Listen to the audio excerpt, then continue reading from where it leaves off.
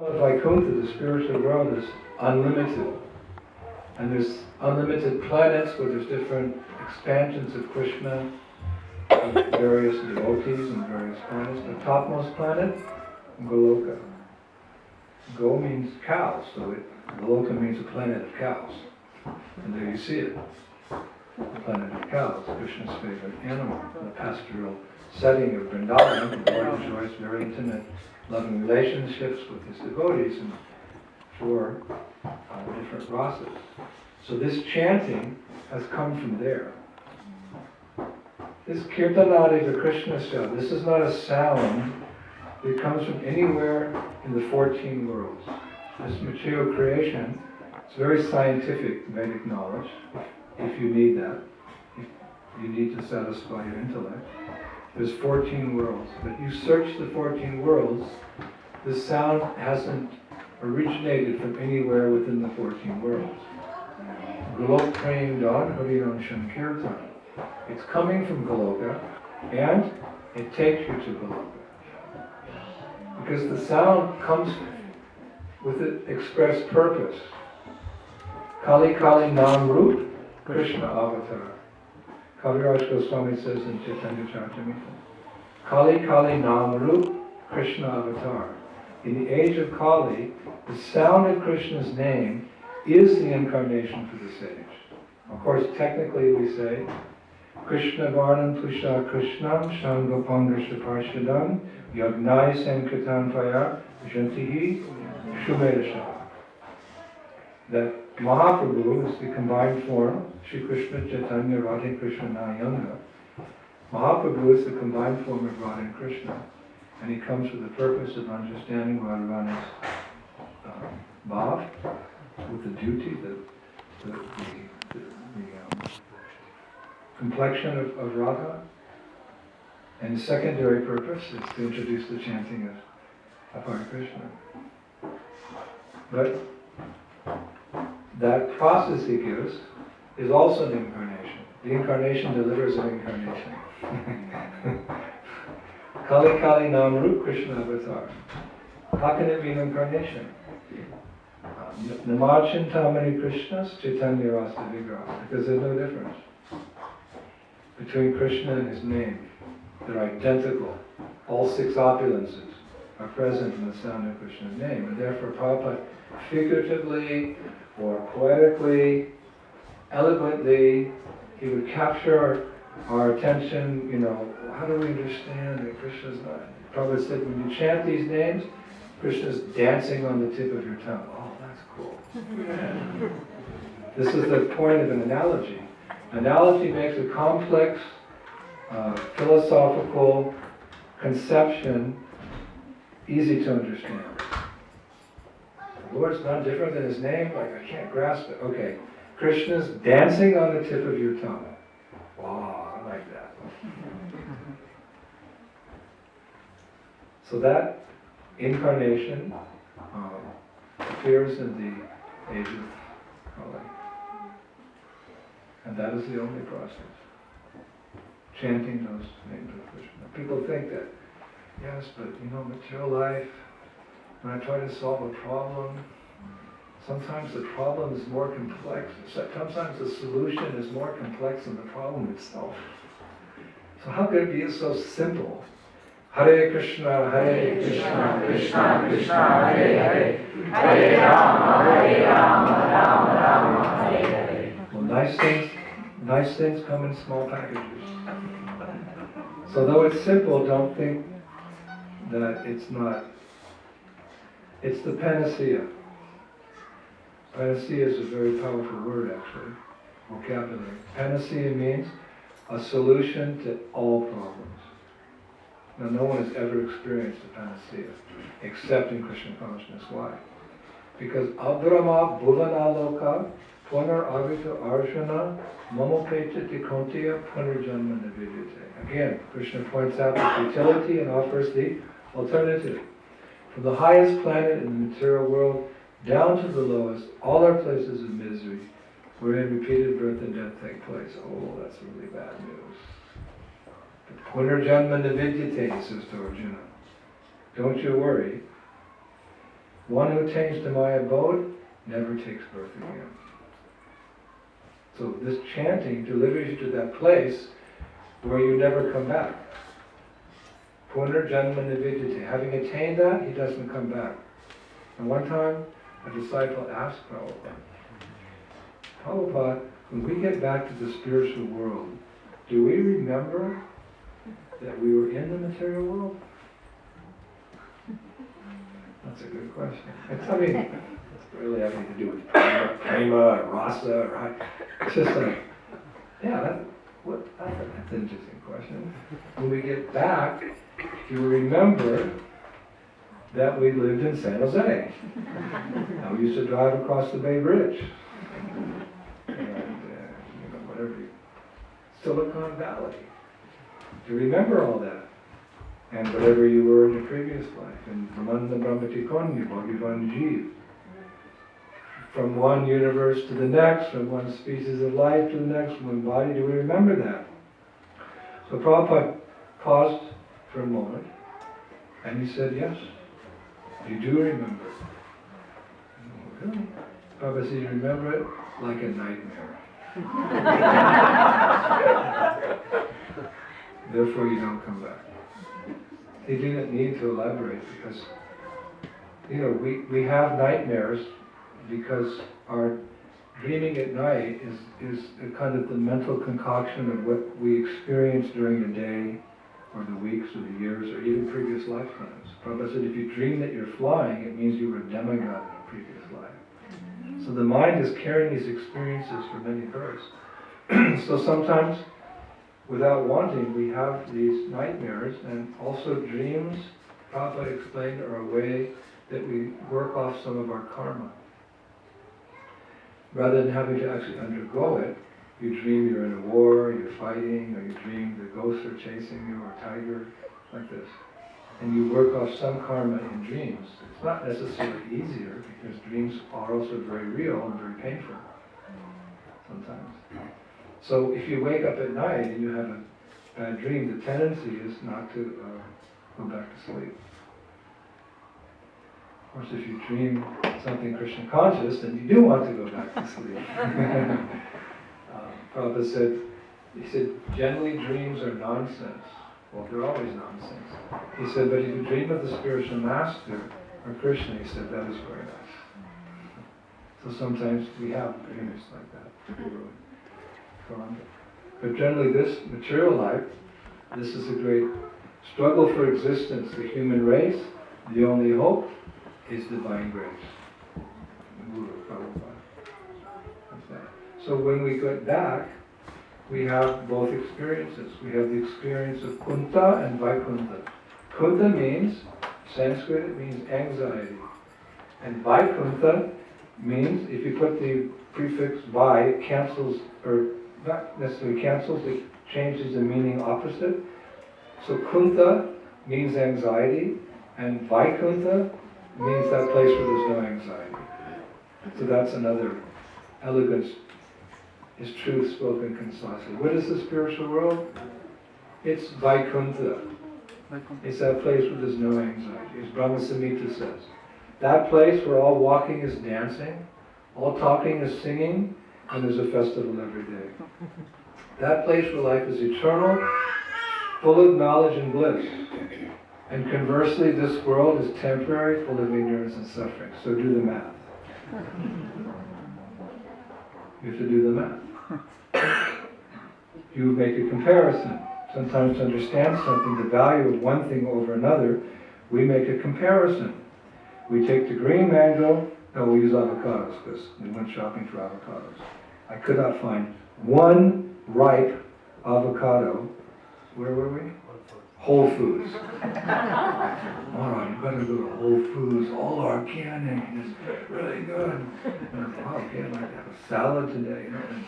And there's mounds of avocados. Everyone was hard as a rock.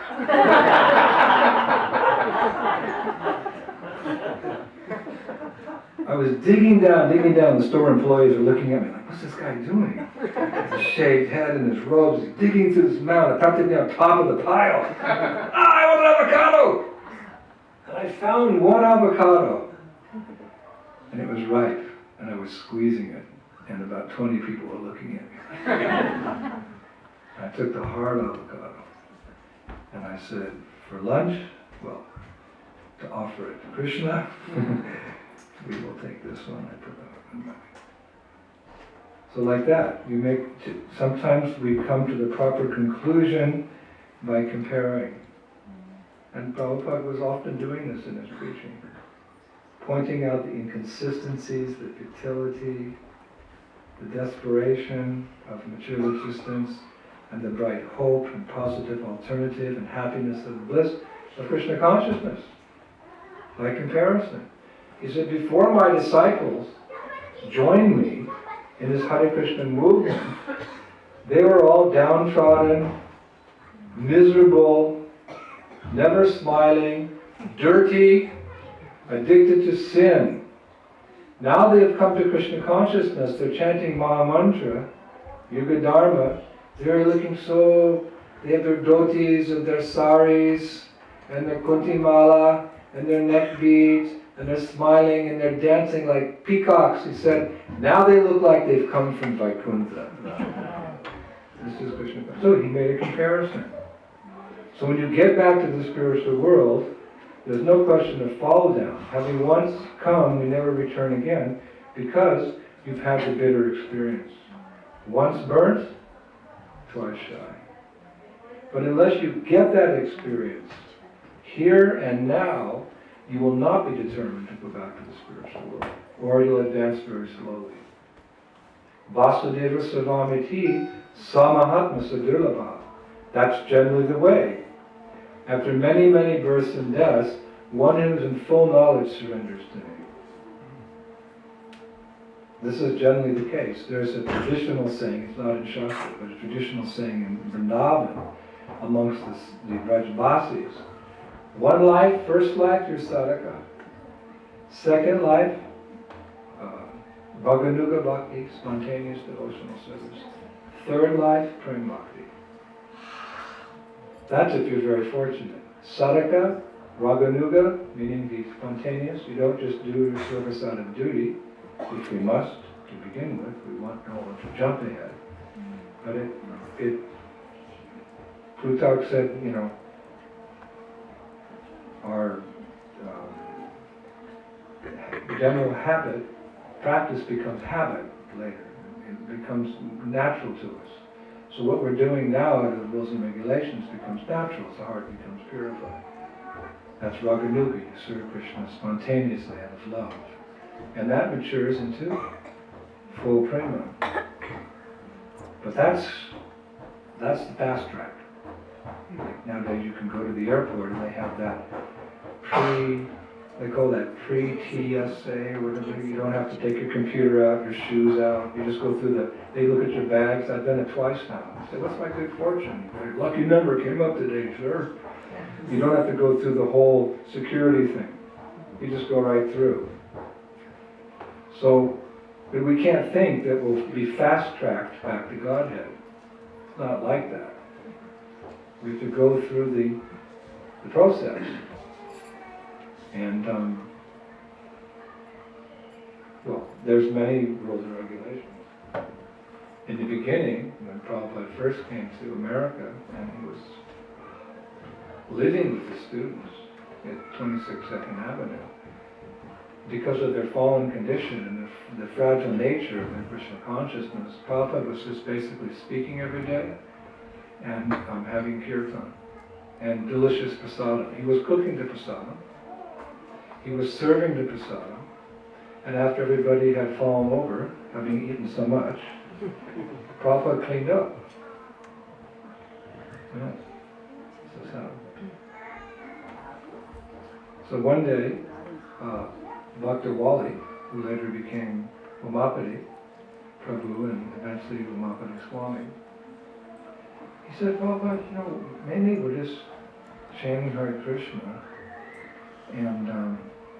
and eating a lot of prasad.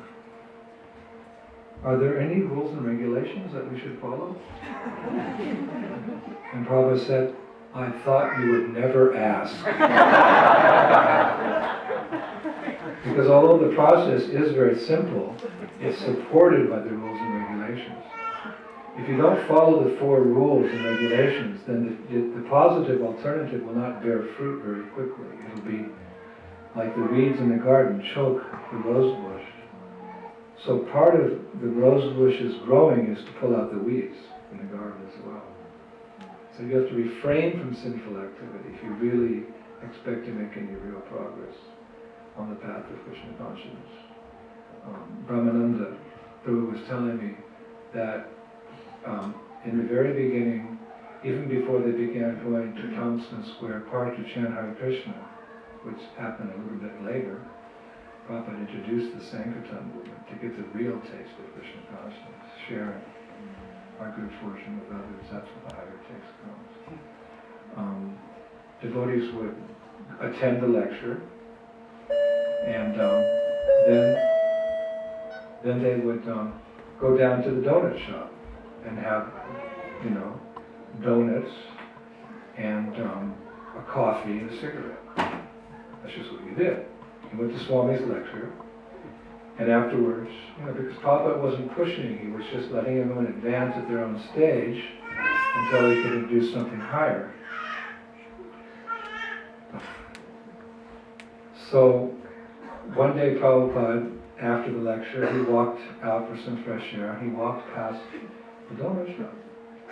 And he saw, all his disciples smoking, drinking black coffee, and eating unoffered donuts.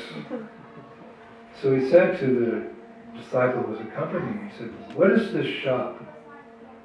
And the disciple said, "Prabhupada, it's a donut shop." And Prabhupada said, "No." "Yes, Prabhupada, it's a donut." No, he said, "It's a do not shop."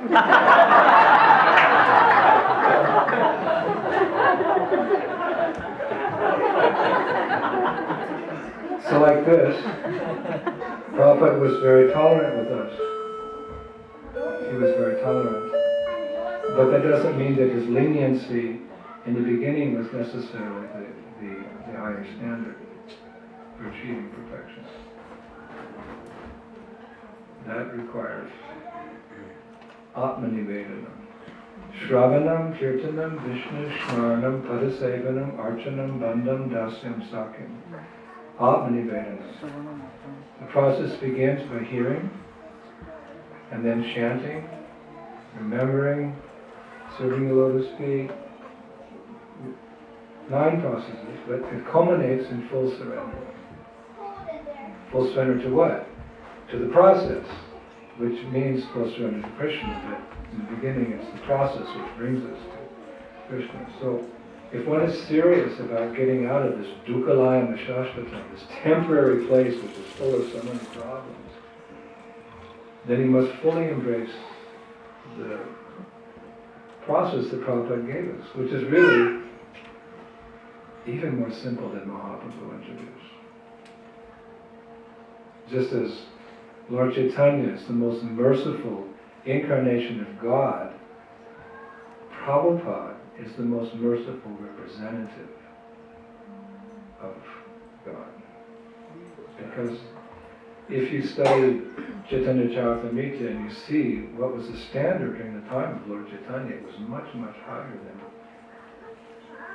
it is now. Lord Chaitanya's female disciples couldn't come close to him. They had to offer obeisances from a great distance away. And Mahaprabhu, as a renunciate, he would sleep on the floor and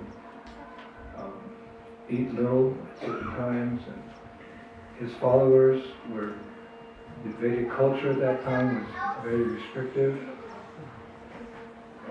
As the time progressed, Bhaktivinoda Thakur not reinvented, but the Acharya's duty is to adapt Krishna consciousness, the tradition, according to time, place, and circumstance without compromising. Now how do you do that? You do that if you're an Acharya. You don't compromise on the tradition, but you adjust according to time, place, and circumstance. As Kali Yuga only gets worse. But the goal remains the same. So Bhaktisiddhanta Saraswati Thakur, he introduced a new way of presenting Krishna consciousness, he